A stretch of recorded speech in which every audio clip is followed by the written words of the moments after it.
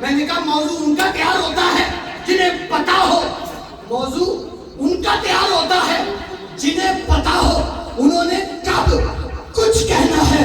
ہمیں تو معلوم ہی نہیں ہوتا کہ جب سائیوں نے کہلوانا ہے تب سائیوں نے عطا بھی کر دینا ہے.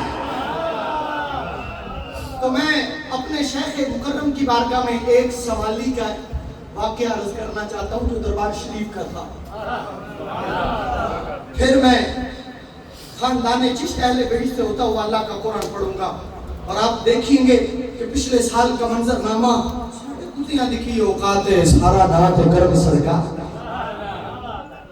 دربار شریف کے ارد گرد غلام لیٹے تھے. ایم بلاک سے آری والا سے رانا محمد رضوان ایوب صاحب کے بھائی وہ بھی بیٹھے تھے، رانا محمد کاشف، اور وہ انجینئر ہیں، آرکیٹیکٹ ہیں.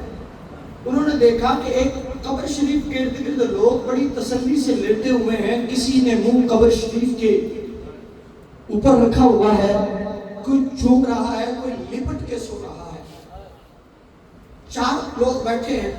وہ کہنے لگے یار دنیا میں رات کے اس پہر قبرستان میں کوئی باپ اور ماں کی قبر سے بھی نہیں لپٹتا. کہتے ہیں یہ مردہ ہے، ہم لپٹیں گے تو عاشق ہوگی، کون قبرستان جاتا ہے. لیکن قاری صاحب دیکھو تو صحیح، قبر کے ارد گرد ایسے لیٹے ہوئے ہیں جیسے ان کو کسی نے کبھی جگایا ہی نہ ہو.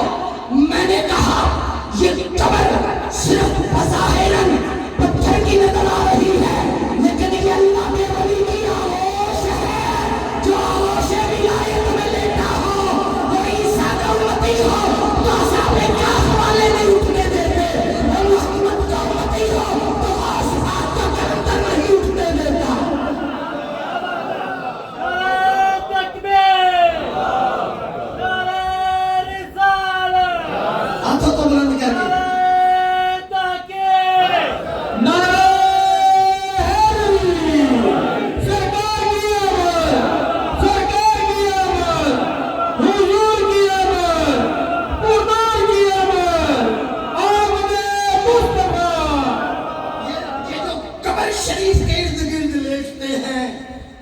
انہیں وہاں سے ابھی دیکھ دو، یہاں وحشت کا ٹھکانہ نہیں ہے.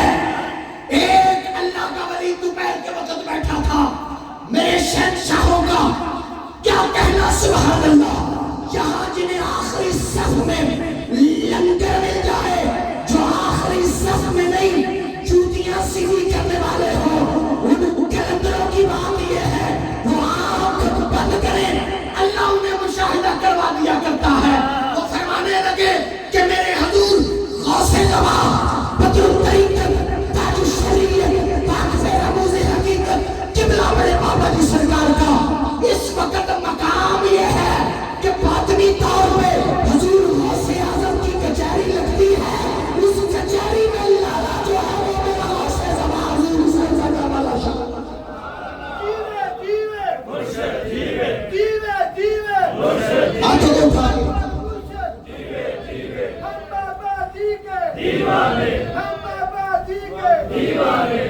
کہا بڑے بابا جی سرکار حضور غوث اعظم کی کچہری میں موجود ہوا کرتے ہیں.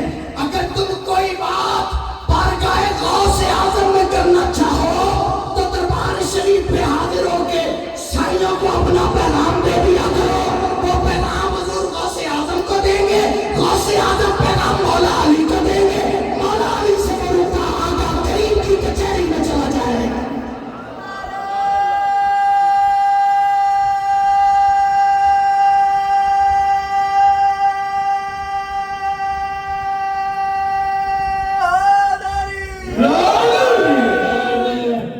اب آئیے جس چیز کی تھکاوٹ اتر گئی ہے، میں نے تقریر تو بھی کرنی ہے تھکاوٹ اتارنے کے لیے، وہ فیض لینے کے لیے میں نے ہاتھ جوڑ کے سائیوں کی بارگاہ میں گزارش کی ہے اور ان کی بھی ڈیمانڈ ہے. تہجد رات پوے تے بے دردانو نیند پیاری آوے، رات پوے تے بے دردانو نیند پیاری آوے، اور دید سجن دی سزیائے آن جگاوے.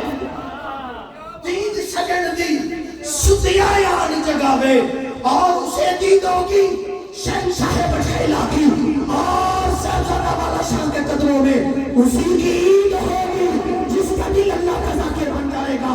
आओ शहंशाह को सलामी पेश करने के लिए ताजा तंदस्ता तहज्जुद की नमाज का वक्त है, खड़े होकर इस तरह जिक्र कीजिएगा।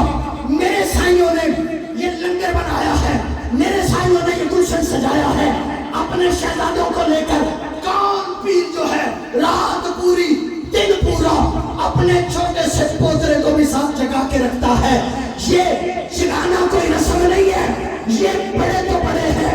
शहजादा मोहम्मद सलमान साहब की तरबियत हो रही है, उन्हें ये सबक दिया जा रहा है, बेटा तेरे बड़ों की मिरास ये है, तूने सारा दिन नबी के नाम के नारे लगाने हैं और गुलशन सजाना है, फिर तेरे नगर में आके